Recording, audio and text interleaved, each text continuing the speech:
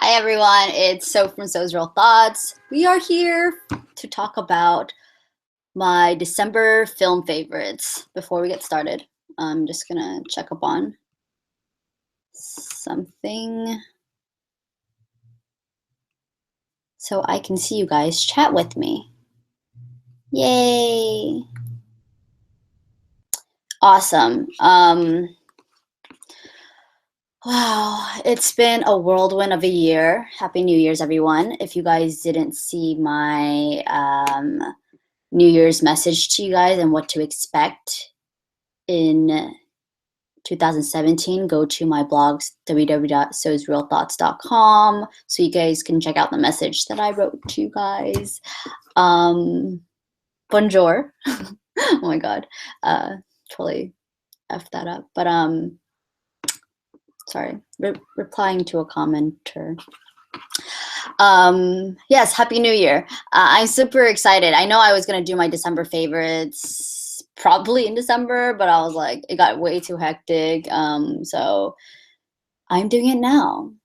My motto, better late than never. Cool. So it's the new year. There's a lot to expect 2017. Really excited. I just came out with my first trailer reaction to Blade Runner 2049, which I had like a meltdown. So check it out. I probably should have linked that down below. For once, I actually have some of the links below. So before we get started, tonight is the Golden Globes. So I normally don't talk about award shows because it comes and goes so quickly. But I think this time I'm going to watch it because out of the Oscars and the Golden Globes is just a bunch of like celebrities, Hollywood big shots getting together and getting super drunk, which is a lot more fun to see than people who are really uptight at the Oscars and really wanting to win. So after the Golden Globes, I am gonna do a live stream about what I thought of the winners, losers. I'm really anticipating a lot. If you do want to see me during the show, I will be Instagram storing my journey on my Instagram. So come on over, check that out with me. It is going to be exciting because I think I might do like some full reactions to some of the announcements, which, oh my god.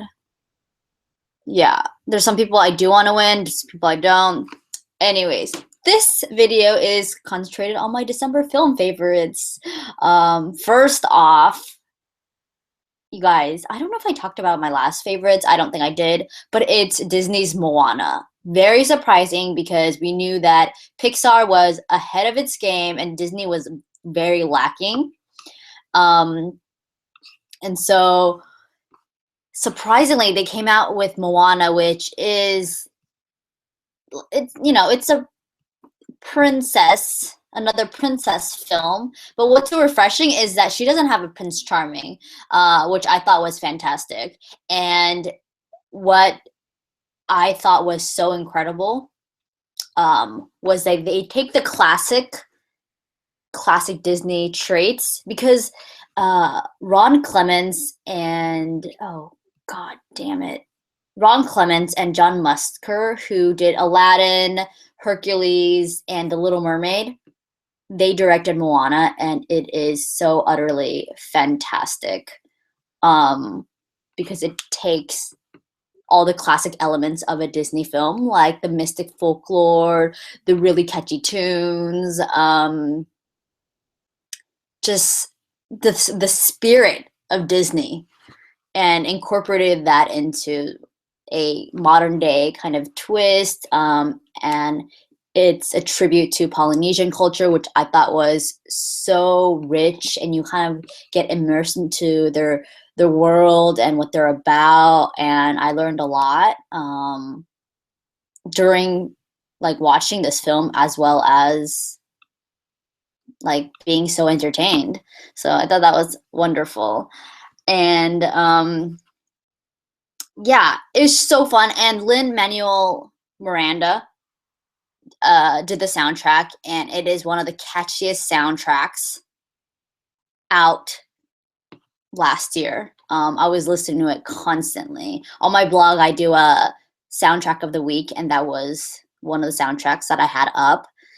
I could not stop playing it. It was so dang catchy. And I think they're nominated for a song for tonight at the Golden Globes. So I'll be excited to see if they win or not, because, man, you guys, I don't even know any of I gotta look up the nominees. There's a few films that I feel like are shoo-ins, but we'll see.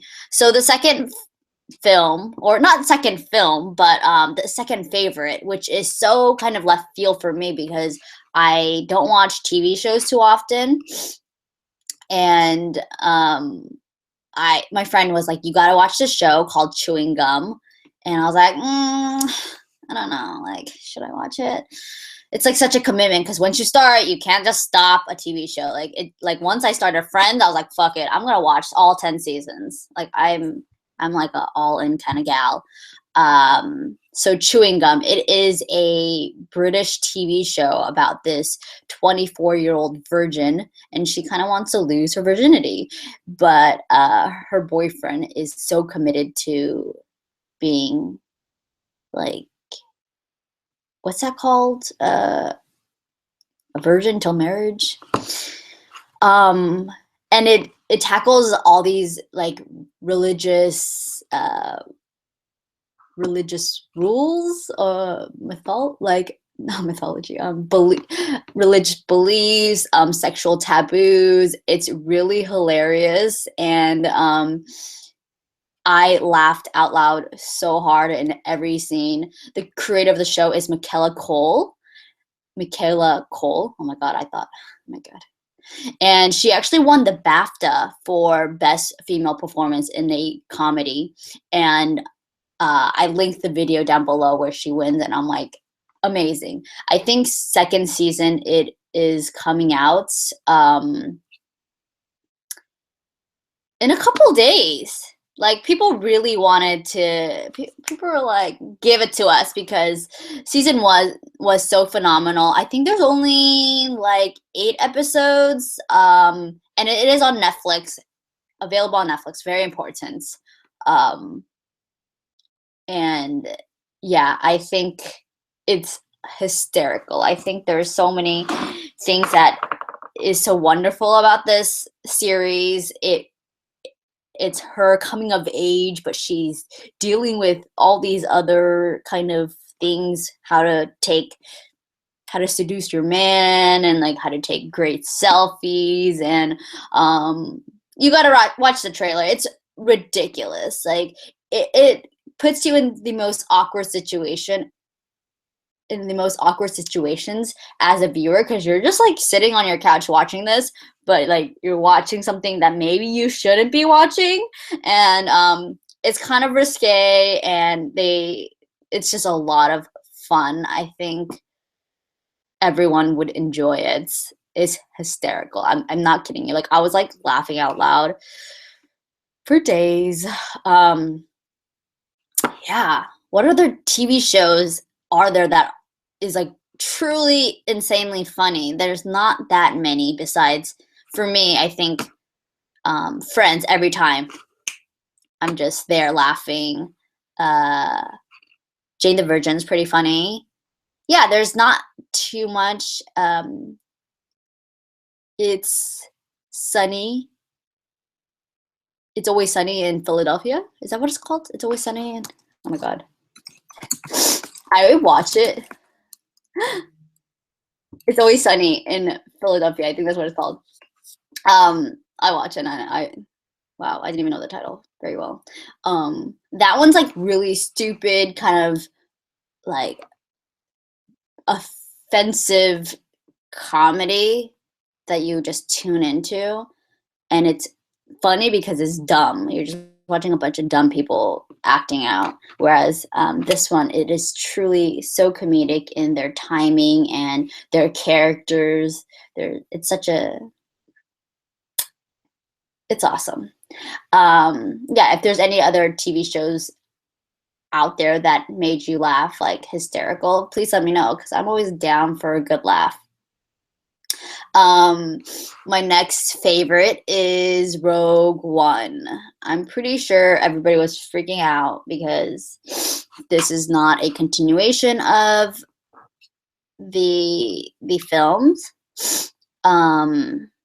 It is a standalone film, directed by Gareth Edwards, who did Monsters. He did Godzilla, so he knows how to take a very, because Monsters was a very small budget,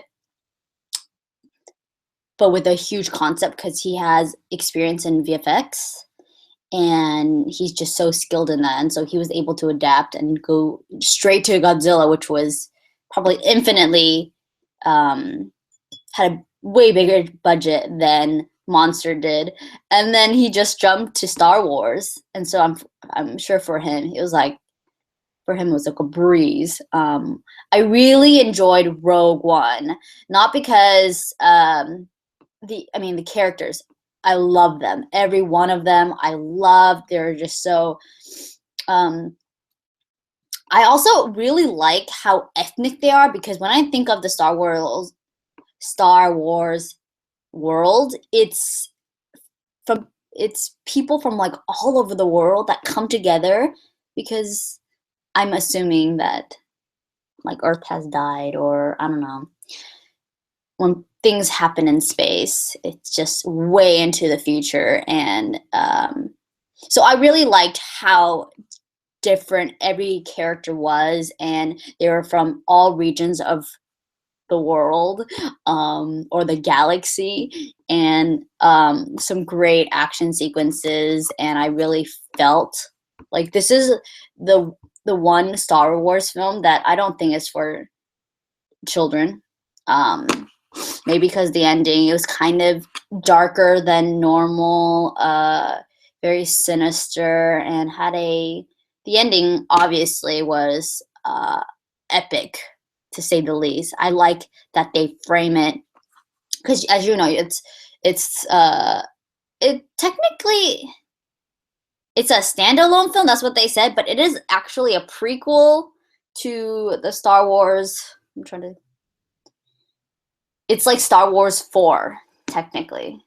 Wait, how does this work? Okay. I'm trying to think, because they continued right into.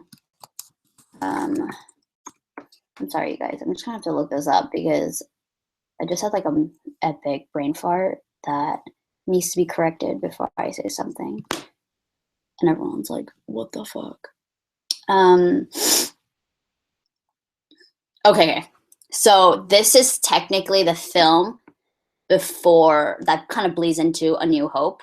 And it like from the last scene into the first scene of A New Hope, it like continues straight away, and I thought that was so brilliant. I love the ending only because this is unique casualties of war. You might not win the battle, but we will win the war, and that's the message that I got, and I thought it was great. Russell says Rogue One is basically episode 3.5, which, yeah, I think I kind of explained in a sense. Jonathan says, so sad to hear about Carrie Fisher's passing.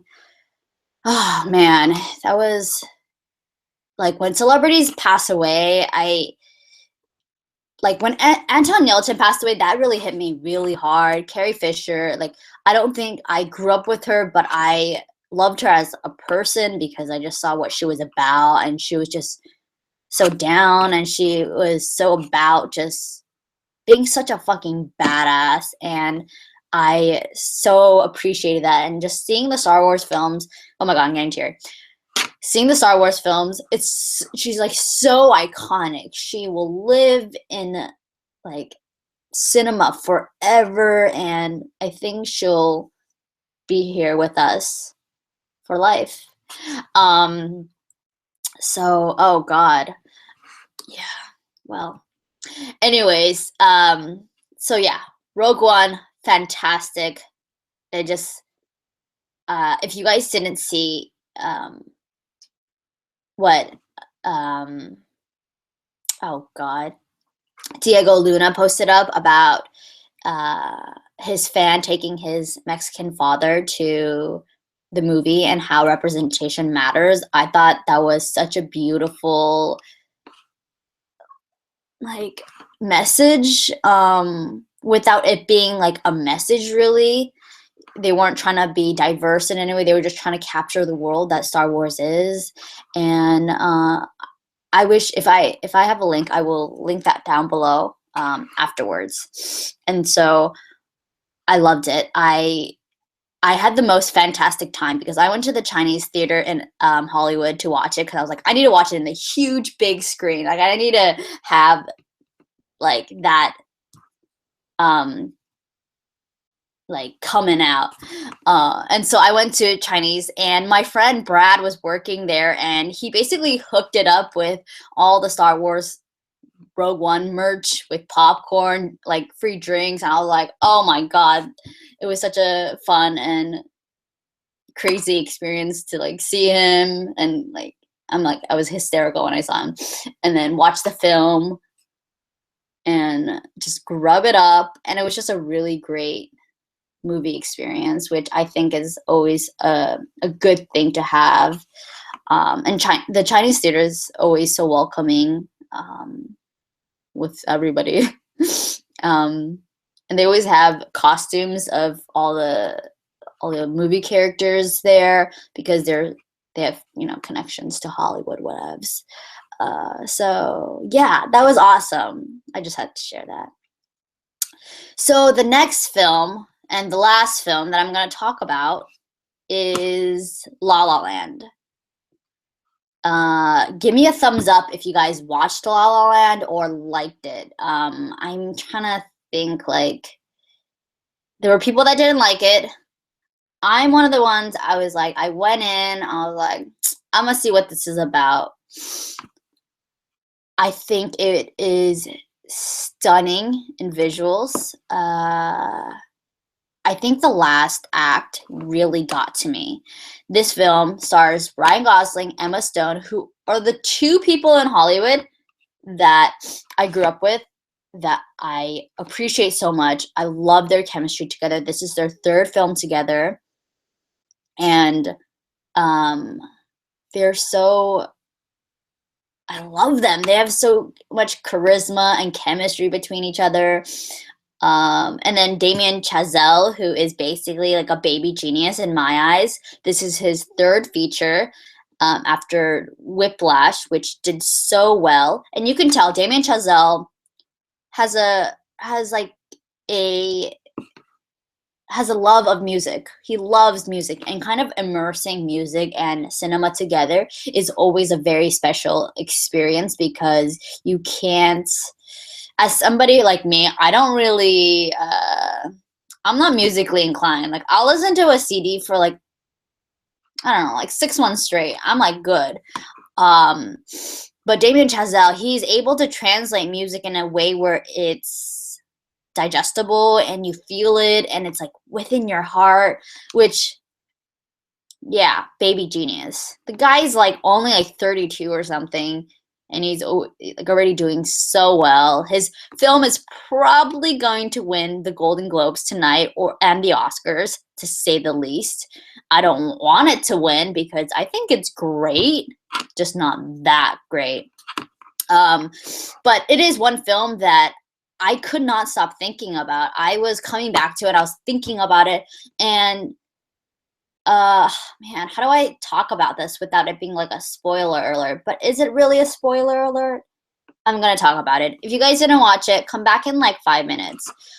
It's not really too much of a spoiler, but what I loved about La La Land is it takes a very classic premise, an actress, a musician who's trying to make it out in LA. But what I appreciated in the film was that there are certain people in your life that help you get to places,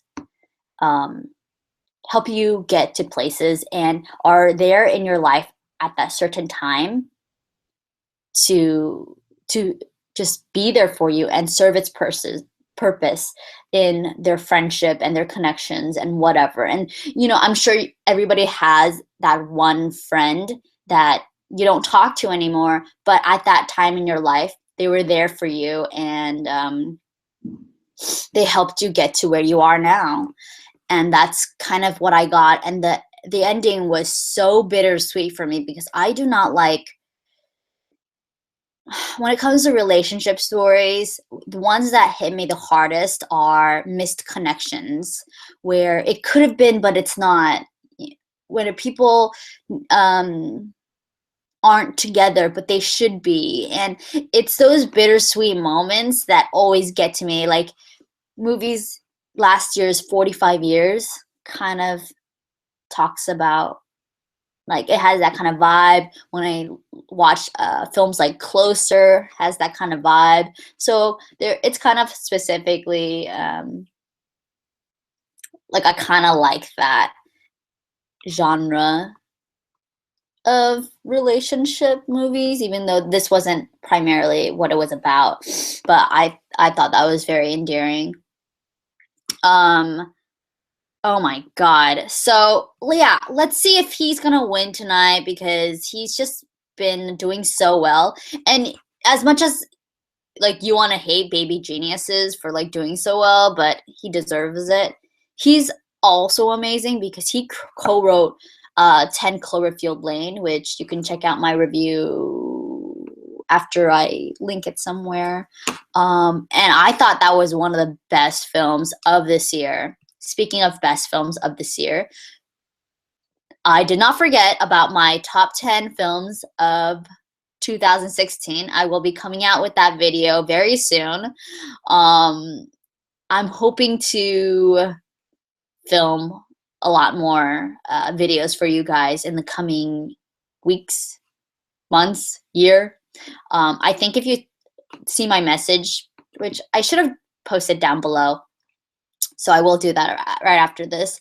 I talked about how I was struggling trying to be a film critic as well as a filmmaker. How am I going to get better at filmmaking if I'm continuously watching films? And I think 2017 is the year where I kind of find out how to do both, and how to possibly just navigate myself into just becoming a filmmaker full time. I know I would love to talk about films all day, all night, but I think at a certain point you got to be like, nope, you got to start making shit happen. So yeah, so those are my top, well, my December film favorites: Moana, Chewing Gum, British TV show that's hysterical, you got to watch it, Rogue One, and La La Land. Please let me know what your December film favorites were, or just general film favorites of the last year. I really gotta catch up on a lot. And yeah, please join me after the Golden Globes tonight, because I am gonna do it's not a rant, I'm doing a little review of the Golden Globes as people get really boozy and drunk. And Heather just said she started watching Chewing Gum. So awesome, you guys. Please let me know what you guys think after the show, because Chewing Gum was mind-blowing. Yeah, let me know anything. Please suggest all your film favorites, TV shows. It is January, and as you know, the only TV show I'm looking forward to is Mr. Robot, which I'm hoping I can do a review for later on. And oh man, there's so much. There's seriously so much.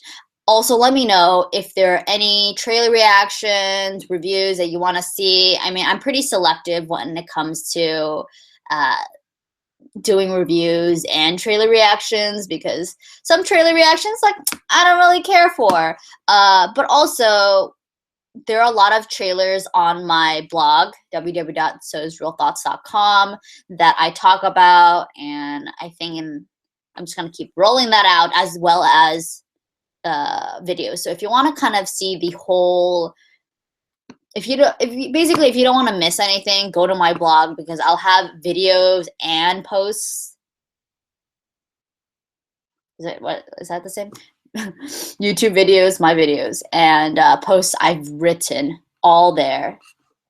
So yeah, Jonathan says, yay, looking forward to seeing all the filmmaker, make it happen. I shall. I did make a couple of shorts here and there last year, which you can see on my YouTube channel, but honestly, I don't think those reflect like how good I see myself. Like, I don't think I'm there yet. So I think as of right now, I just need shit ton of practice. I just gotta keep making stuff till I get to a point where I'm like, oh, this is kind of how I imagine my work to look like, because the work now is not a complete reflection, but it also shows my progress at this point. I know people start making films in college and then they perfect it when they're like 30 or something, but I'm like, I did make stuff when I was in college, but I decided to become a film critic and start this channel so I can chit chat with you guys. So I guess it's time. It's time now. Anyways, you guys, thank you so much for everything. 2016 was a whirlwind, and I'm excited to spend time with you guys. 2017. Please leave me any comments, questions.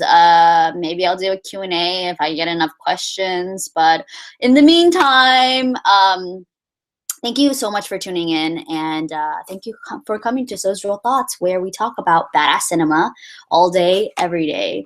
Anyways, I'll see you guys later, or I'll see you guys tonight. Okay, bye.